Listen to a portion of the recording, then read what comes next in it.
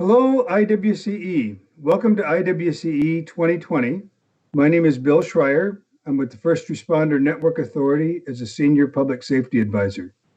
Today, we're going to have a panel for FirstNet in action. We've got three public safety leaders from around the nation who've actually implemented FirstNet in somewhat different fashions, and we're going to hear how they did it and what it has meant to them in terms of improving public safety in their jurisdictions. Today, we'll hear from Sally Fay, who is the statewide interoperability coordinator for the state of Indiana, Fire Chief Jeff Lane from the Gainesville Fire and Rescue Department, City of Gainesville, Florida, and Phil Mann, who is the Director of Public Works, also in the City of Gainesville. Phil's also a member of our Public Safety Advisory Committee at the First Responder Network Authority. FirstNet is a reality. FirstNet is quickly moving to transform public safety operations and help save lives. In this session, we'll hear from some leaders on their experience with the network and how they are operationalizing public safety broadband for every day and every emergency. The First Responder Network, FirstNet, has over 1.3 million operational connections as of today in 13,000 public safety agencies. Here, you're going to hear from three of them. With that, I'll introduce Sally Fay, who is the statewide interoperability coordinator. And the state of Indiana has been a leader in implementation of land mobile radio and in public safety in general with the statewide safety land mobile radio system. Sally, tell us about how you're adopting FirstNet for first responders in Indiana. Thanks, Bill. Appreciate the opportunity to be here and to talk about Indiana. We in Indiana have been implementing FirstNet in unique ways, but the slide that I am showing here kind of illustrates how we as an agency and as a state have been positioned to implement FirstNet. And I hope that I can talk about and relate some of the reasons for some of our successes and also some of our challenges. As Bill mentioned, I am the Indiana Statewide Interoperability Coordinator. I work for the Integrated Public Safety Commission. We're an agency that was statutorily created in Indiana in 1999. And our first task was to build that statewide 800 megahertz shared radio system that could be used by all public safety agencies across the state, across jurisdiction, across discipline. We set about doing that, and in the middle of it, or really in the beginning, an event occurred called 9/11. And because of that, we had the funding through grant sources to really make our statewide radio system a success. Today, the safety system has approximately 182 towers across the state. We have 90,000 plus users in all 92 counties, and every agency, every county. It's a very successful system. Many agencies use it for their day-to-day communications, but others use it just for emergency and interoperable communications during disasters or planned events. As the agency tasked to oversee public safety communications, it was also tasked to lead the FirstNet efforts in 2012. We were the state point of contact, so we have been involved in the FirstNet planning, outreach, and consultation efforts since the beginning. And as the SWIC, I've been involved in that effort. So my perspective is more of a whole state effort, and in terms of planning and actual implementation. As an agency, we also oversee a couple of other systems. We oversee a statewide microwave system, and we've also deployed a statewide CAD system. This is important, obviously, as communications is no longer just about voice. It's about data and being able to share data on demand with whomever we need to and when we need to do it. So that statewide CAD and now FirstNet plays into that whole holistic picture. So we also are in charge in response and restoration.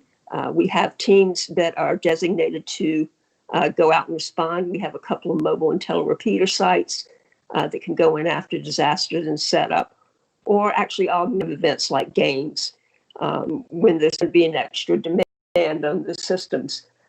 We have cache supplies.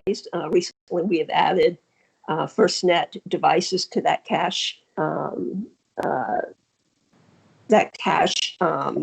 That we have, and we also have cradle points that we're deploying as well. We're also in charge of training, outreach, and planning. We all know how important it is to train. So part of our effort and our goal is to get our users trained and used to using all this information. Next.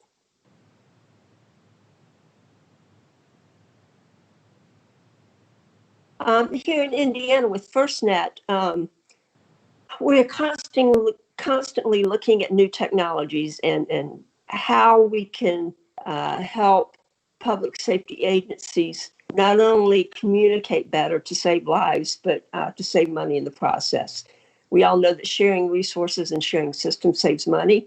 FirstNet is a key point of this. It's not only a technology solution, it's a budgetary solution. So that's one emphasis we've been making all along, especially during these challenging times when all of us are looking at reducing our budget significantly.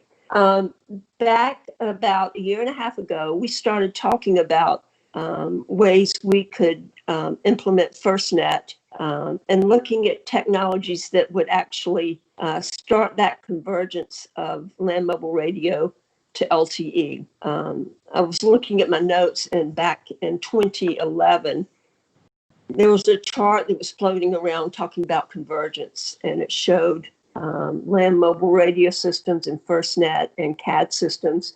And there was an arrow that kind of eventually led to convergence.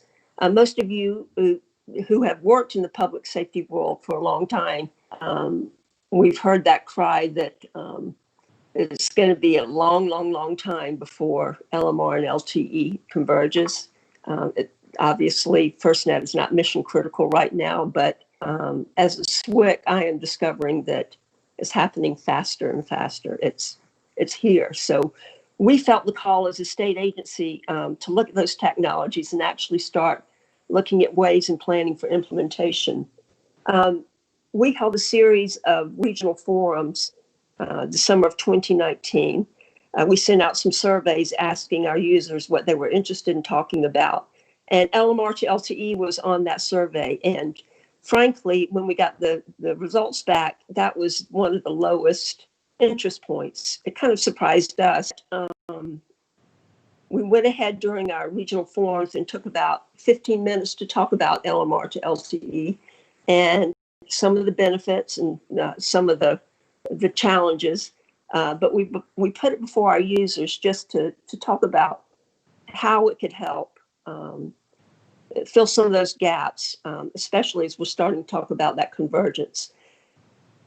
After that, after those regional forums, LMR to LTE suddenly became the hottest topic. Everybody became very interested in it because I think the public safety community here in Indiana saw the benefit, not only of using LTE to LTE talk groups, but possibly saving money and saving lives in the future.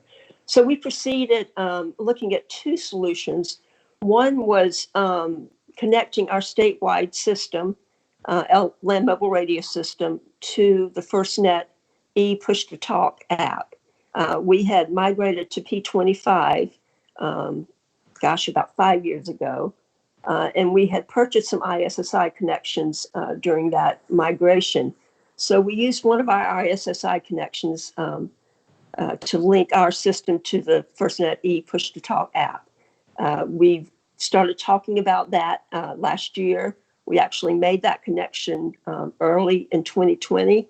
Since then, we have been cautiously deploying it. We have deployed it to within our agency and also some key state agencies. We are moving cautiously because we want to check out the bugs and make sure all that's worked out.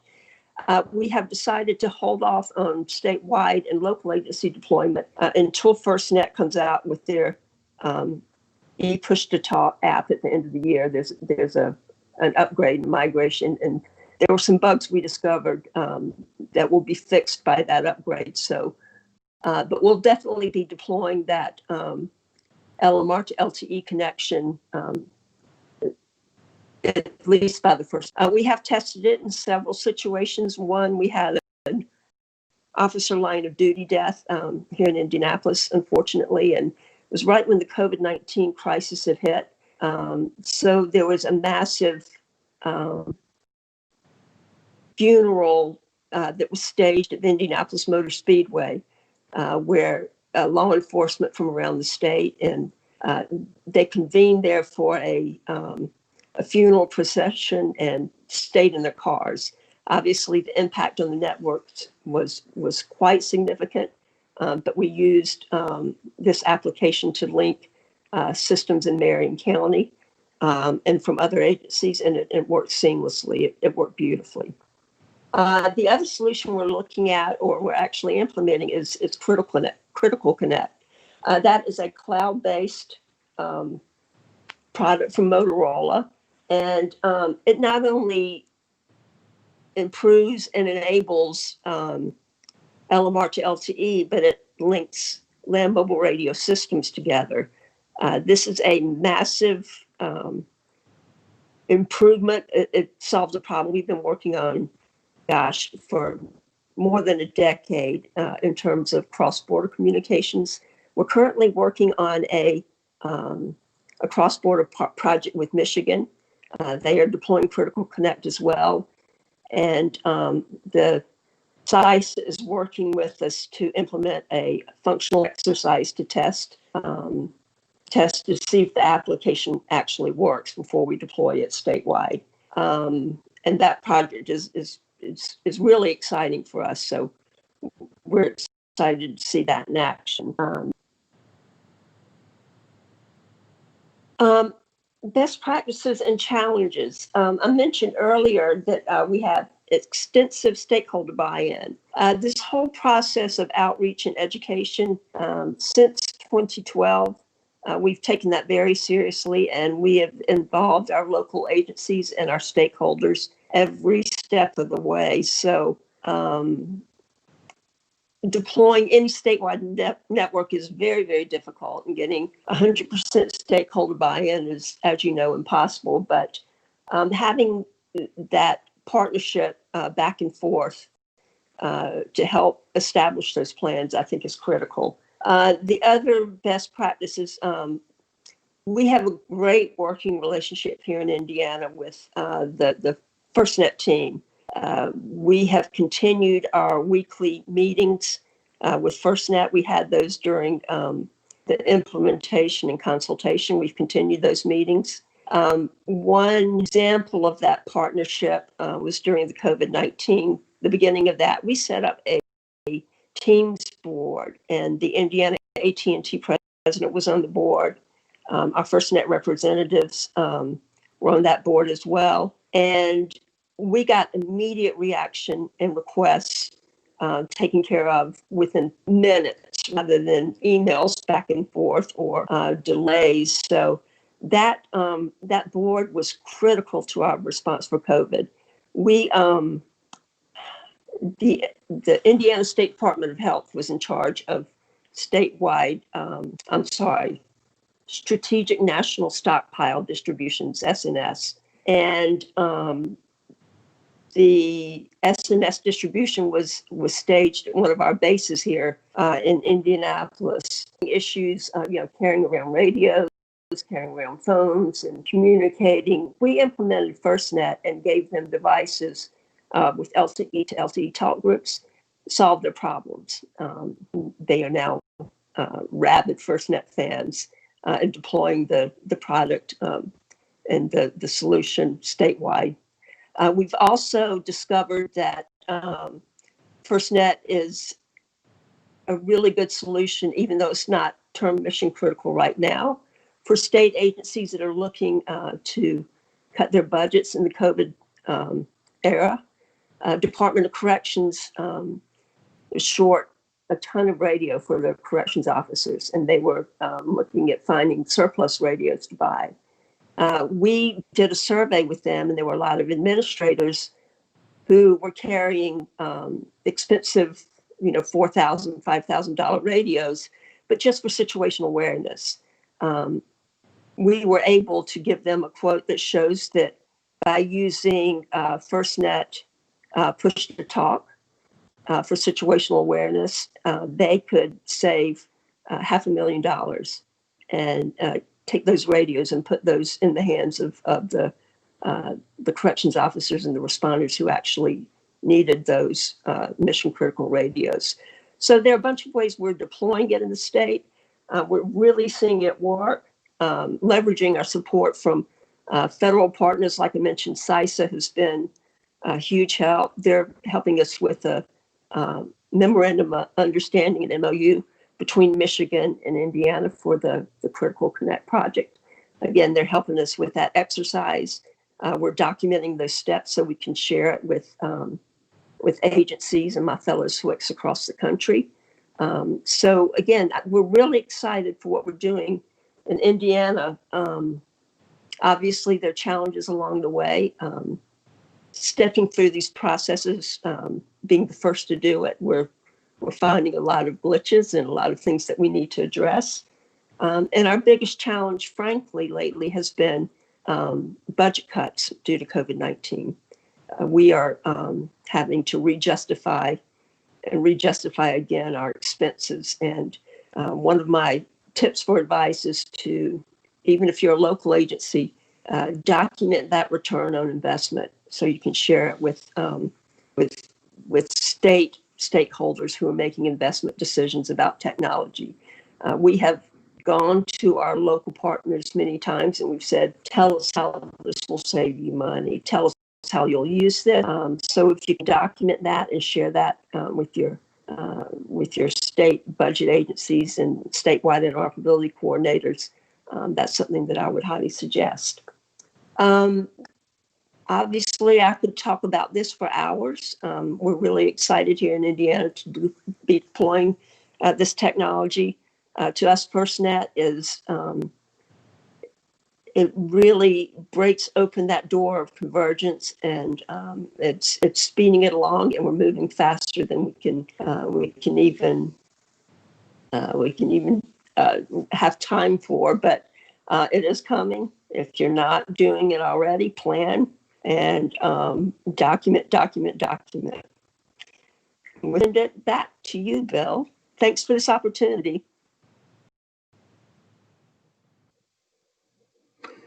Thank you so much, Sally. That was a wonderful explanation of what's going on in Indiana. And I had really no idea that you had so many different projects going on, including the cross-border project with Michigan. So thanks very much for explaining how Indiana is leading in public safety communications.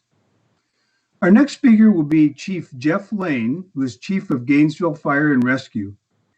And Chief, one of the things that most impressed me when we were getting ready for this panel is that Gainesville made a very deliberate decision to move to FirstNet. As you told me in our pre-discussion, Gainesville and the city of Gainesville was data-driven in terms of making this decision. And it also wasn't made by a single department. Multiple departments worked together to actually make the decision to move to FirstNet. So with that, talk to us about how you made the decision, how the city made the decision under your leadership, and then what some of the results have been. Thank you, Bill, and thank you, Sally. That was a great explanation of a state level activation and information of how this technology is really affecting the local user. I am Jeff Lane. I'm Fire Chief of the City of Gainesville, and I led the project to look at FirstNet and to evaluate it critically and really to establish it amongst our partners because we operate collectively and collaboratively in the city of Gainesville between police, fire, and public works and University of Florida. We have a unique situation that we're a university town, and it's very important that we collaborate and work together. So we have a good basis for evaluating it. We really approached FirstNet somewhat skeptically. We didn't have any overt problems with our previous carrier. Certainly ascribed to and had the benefit of Phil Mann being on the national board. And we understood the goals and the vision of FirstNet and certainly the potential. But evaluating that critically, whether that had materialized here sufficiently that you could make the leap of a carrier that was providing your needs, to finding out what exactly was built out here for Gainesville was a little bit different. Next. So here we have the three major entities, and certainly the University of Florida that I talked about, and they made up our mobile communication team. And uniquely, using the incident command process, responding to hurricanes, responding to riots and protests that we have here, and many of the events that are spurned by the University of Florida and that active student population, really brings us together on a regular basis. But really what was missing is that other technology piece that was the common platform. And I think that while we were very needing of that, we were a little bit skeptical going into this process. And it also was a little bit challenging for us on how we came to start evaluating FirstNet. Next, please. So really, we started getting inquiries from our members, firefighters. Was starting to call the administration office and say, hey, we want to get our FirstNet phone activated. Can you put us on the roster? And so we were like, well, I don't know what you're talking about, unfortunately. So we certainly reached out to our state level, and we knew Florida had adopted FirstNet and was part of that national adoption process. But really, we had a gap there of communication. And AT&T, unfortunately, in my view, made the decision to launch nationally to the public really before having a solid relationship with the public safety agencies. And so as soon as we reached out, of course, we got the salespeople to come in, and we really wanted to know what the engineering was, really what was the data, not just the promise and the sales brochure. And that was a very difficult time for us and somewhat frustrating. Fortunately for us, through Phil and other contacts, we were able to find the FirstNet, First Responder Network Authority. That made all the difference. Then we could actually talk on a credible basis what we needed to know, what was real, what was future, and what was now, what was future, and what was long-term future, and start critically evaluating if FirstNet was good for us now, would it be good for us in the future, and how would we approach it as a technology platform that we knew eventually would be coming. Next, please. So we really was trying to get to the straight talk, right?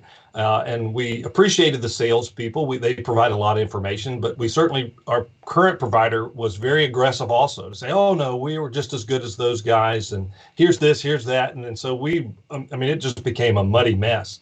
And to make this step, we really had a couple things to do. We had to be convincing and for ourselves. We had obligations. I have an obligation to my first responders and to the public, not to make a change for change's sake. I really had to demonstrate that this was a credible step and that we would not have anything fall off the table despite what the national brochure was. I really had to assure that there would be confident communication and the capacity was there. And the other thing is I had to convince the decision makers at City Hall.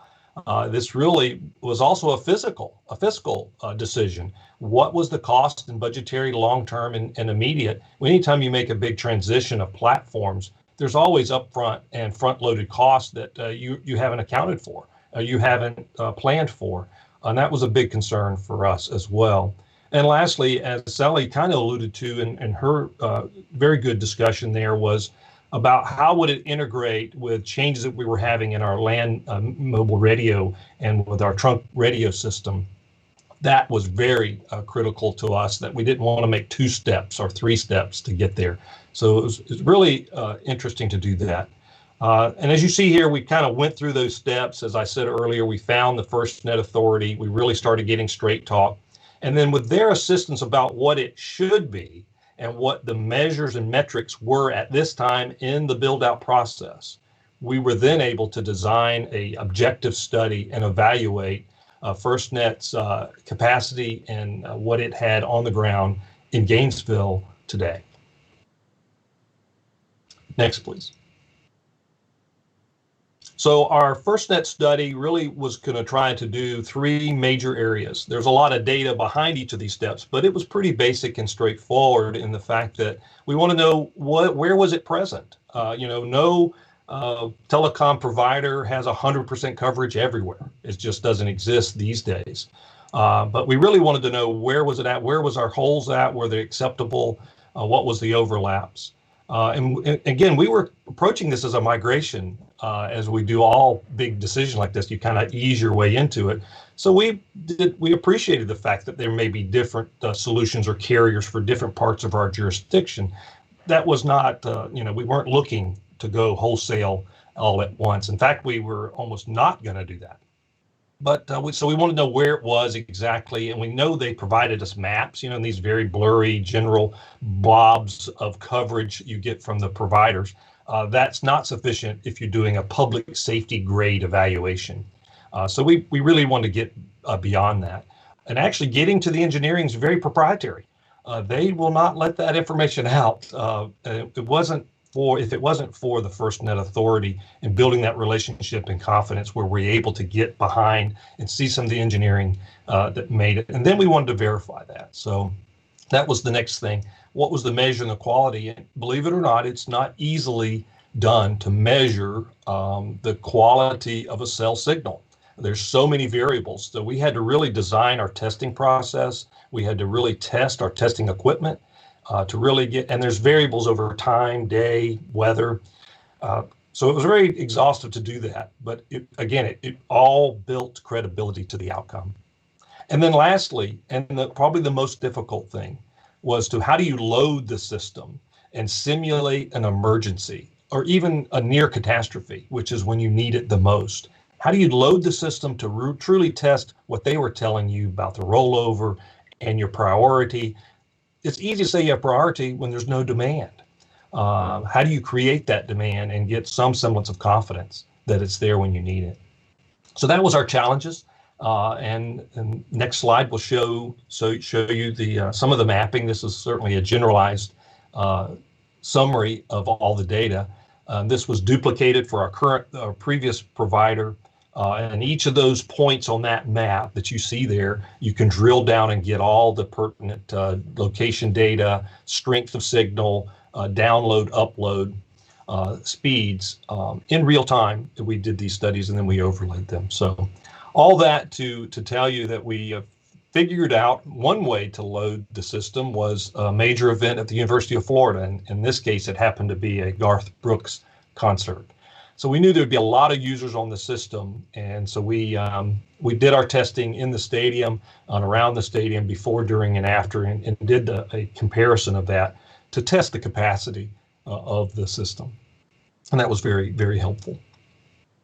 We also used it in real time, and we'll talk about that in the next slide, please. In real case study. So I think Phil will talk more about our day-to-day interaction with the police and certainly with Public Works and how we work together on common, I would say common, but certainly bigger emergencies and how we do that. We also have, when we bring these protests into bear, it's a multi-agency, multi-discipline approach to protest. And unfortunately, it's becoming more and more common. A tremendous risk to our community, to property, and to life and safety, health, and being able to communicate. And they have a tendency to use a lot of bandwidth, protesters do, streaming their videos, streaming their social media accounts. So it puts an inherent demand on the system, and we overlay into that. And so we had to have something that would be resilient in that environment. And the hurricane situation, of course, here for Florida, is a seasonal thing. Every season we have hurricanes and we stand up our EOC on a regular basis. We're constantly under threat of that. That wipes out telecommunication systems pretty rapidly. And so that was our biggest fear, as Phil will certainly testify, that as we are Tree City here, we're kind of inland. We're not on the beaches, but we're 100 miles from the coast. And we get a tremendous amount of wind and rain from these events and take out trees and power lines, and certainly telecommunications suffers. And then we send our crews in to do the search and rescues where there's no communication. So it's a really test of the resiliency. And Hurricane Michael came during this test period. And so we sent a urban search and rescue crew to Mexico Beach. The devastation that they found and the isolation was unique. When you go to Miami to a hurricane or somewhere else, there's an urban area somewhere on the edge. Well, when you go to Mexico Beach, the urban edge is the Gulf of Mexico, and the other urban edge is up in Georgia in pine trees. So there was they were truly isolated there. But I was happy to report and see in action the FirstNet equipment that rolled in there, mobile equipment they promised, did show up, and we were able to communicate with those crews.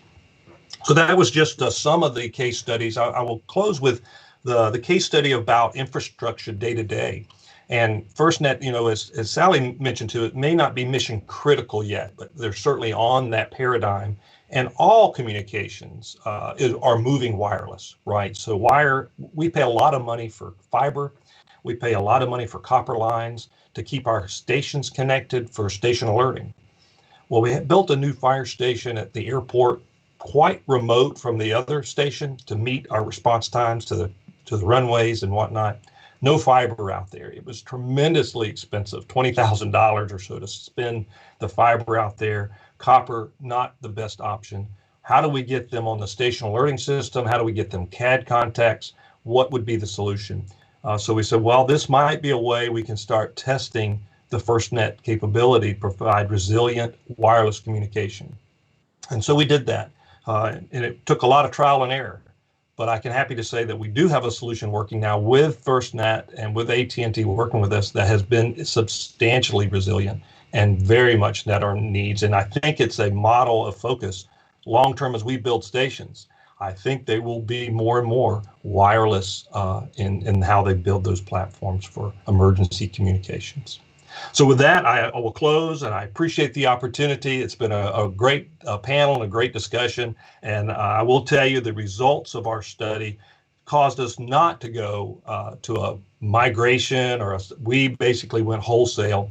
The costs were covered. We came back to the salespeople who caused us so much skepticism and so many problems and really almost caused us to walk away. They actually came back in and really delivered and made it so we could forklift this project in, and the salespeople saved the day there with the fiscal and the Office of Budget, that we saved money in the first year substantially, just on the front end cost. And now our month-to-month costs are pretty much where they were before, with a big increase in capacity and the product that we're getting. And then lastly is the future. And I think that we are well positioned to take advantage. The two areas that we see in the future in closing would be the connection with our CAD on a real-time basis, and then the connection with the 800 megahertz radio system. It's here now, and I think at an administrative level, we will be launching that in the coming months. But I think the future will be seamless to your 800 megahertz system, and I look forward to that. Thank you. Thank you very much, Chief Jeff Lane, for describing how Gainesville made a deliberate decision based on facts and data that you gathered to move to FirstNet. Next, we're going to hear from Director Phil Mann of the City of Gainesville Public Works Department. And Phil carries a couple of hats. He actually sits on SAFECOM, and he actually also sits on the FirstNet Public Safety Advisory Committee. So he has both a national perspective as well as the local perspective from Gainesville. And Phil, you have got several incidents to describe. I think the thing that impressed me most about this was the fact that you build not just on the technology, but on the relationships between departments. So tell us a little bit about that. Well, Bill, thanks. It's a pleasure to be here and talk about FirstNet. As you noted, I serve on the Public Safety Advisory Committee and on SAFECOM. I've been working on FirstNet since before it was FirstNet. or before it was cool, however you want to look at it that way. But one of the things I think it's important to look at is why we're here.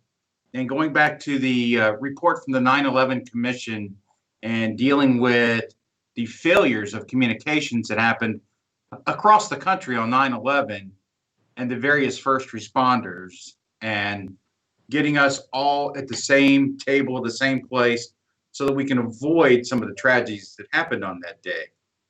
And looking at this from the PSAC perspective, I think it's important that we not just look at the technology. I think one of the things that came out of the commission was those relationships you develop with the other first responders. Now, myself, I represent not just the city of Gainesville, but I represent the American Public Works Association on PSAC, and Public Works is not necessarily the traditional first responder that police and fire are. I think we're starting to get some of that recognition. And I know that our internal circles, police and fire and Public Works, we all recognize the importance of the jobs we each respectively do. And, you know, it's important that we be able to interoperably communicate and share data. Going back to like Chief Lane was talking, you know, it is important that we be able to share our information. And one of the things that's critical important to us is, like, we could be facing a hurricane anytime soon now, based on some stuff that's happening in the Atlantic. And when we go to Unified Command, the picture that's up now is us in Unified Command of us during 2017 with Hurricane Irma. And you can see that's myself, Police Chief Tony Jones, Assistant Chief Terry Pierce, and Chief Lane. And we spent several days working together in Unified Command. Now, you may ask yourself, how is interoperable communications important there? Well, it's important because we are sitting there talking directly to each other. But we had several task force working throughout town, and those task force were made up of a fully outfitted fire truck, a police car with 2 officers in it, a public works crew prepared to remove debris with heavy equipment, and a utility representative to disconnect power so that we could move through safely. Now, all of those groups don't normally communicate with each other on a traditional basis, but for the purposes of an emergency, we would all use the interoperable FirstNet network to have those communications and be able to share data, because depending on what kind of event that task team runs into depends on who's in charge of it. And being able to share data and provide updates back to command so that Chief Lane, Chief Jones, and myself can make informed decisions becomes critical. And as Chief Lane talked about during his presentation, when you have a hurricane, a lot of times your communication systems are wiped out. What we all saw with Hurricane Michael was how quickly FirstNet AT&T got in and set up their portable towers and allowed those folks who were using FirstNet and the AT&T network to communicate. And so that's what we anticipate is going to happen here, which will allow us to safely respond to the needs of our community and restore what we call lifeline services and getting everybody back to normal. It then becomes critical from a safety perspective. The biggest thing we encounter, and I think Chief Lane would agree with me, the biggest thing we encounter is down power lines during an emergency, and being able to provide safety for all of our folks. And we need to have that instantaneous communication with our utility company to verify that that line is dead. You can't guess on that. It's very critical. And then, so some of the examples I've got of where we've worked together, and I think it's a really good example of where the 2 chiefs and myself have established that long-term working relationship. The first example I have that I thought was a really good working example, we had a big fire at a pavement marking company, and they use a lot of the same chemicals that we do here in Public Works to do their pavement markings. And the building was kind of a unique building. I see it a lot here in Florida. I didn't see it growing up in the mountains. It was about the size of a football field, and it was a metal roof. And when the building burned, the whole roof, the size of a football field, just set down on all the materials. So GFR did not have really a safe way to get in to fight that fire because of the equipment that typically a fire department has. So what we did is we worked with GFR first to share data, because we had the MSDS sheets on some of the equipment that materials that the pavement marking company uses. Typically GFR, their hazmat team, I've seen them in accident on a example I'll give in a minute. They can quickly access that stuff, but in this particular case, we actually had it on hand because we use it. So we were able to, using data, quickly scan and transmit that straight to them, so their team could decide what safety precautions we had to follow. Once they made that decision, what we did, and again, it goes back to interoperable communications. The picture you're looking at is of one of their tower trucks and one of our track hose. And so we had to have communication between the operator of the track hoe. We had to have interoperable communication between the operator of the track hoe and the operator, the fire chief. And what we did is we reached way out into that metal building. We peeled the roof back. And of course, when we peeled the roof back, the flames would shoot up, and GFR would then use the tower truck to knock the flames down.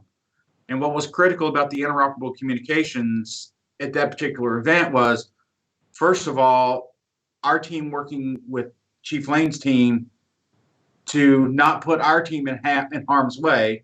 Chief Lane's team gets paid every day to get put in harm's way to fight chemical incidents.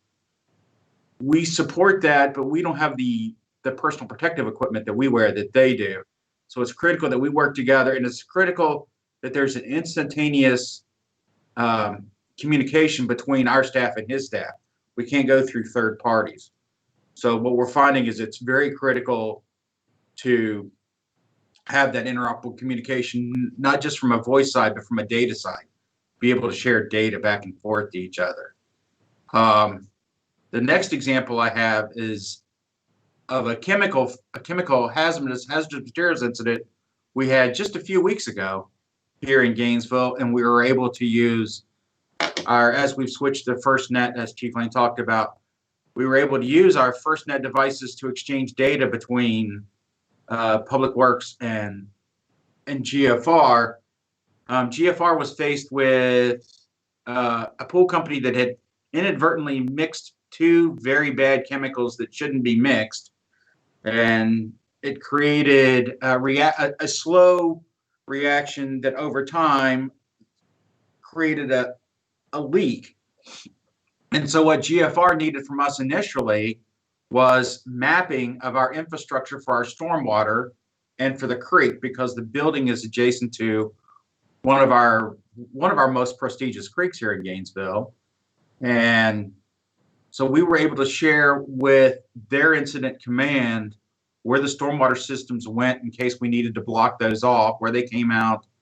And we were also able to work with them. As you can see, we brought in about 4 dump truck loads of material, and we built an earthen berm on the downhill side of the pool company and allowed all the chemicals, GFR then allowed all the chemicals to drain there and settle. And then it allowed us to contain it and not get into our stormwater system nor into the creek system. But all that comes down to being able to transmit that data. We use a program called CityWorks. And in CityWorks, we map all of our critical infrastructure.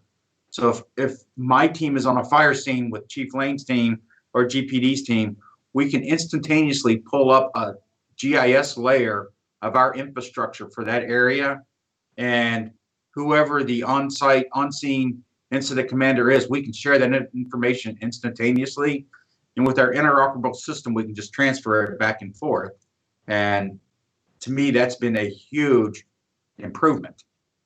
And I see that going forward from emergency standpoint is very critical for us to be able to continue to do that.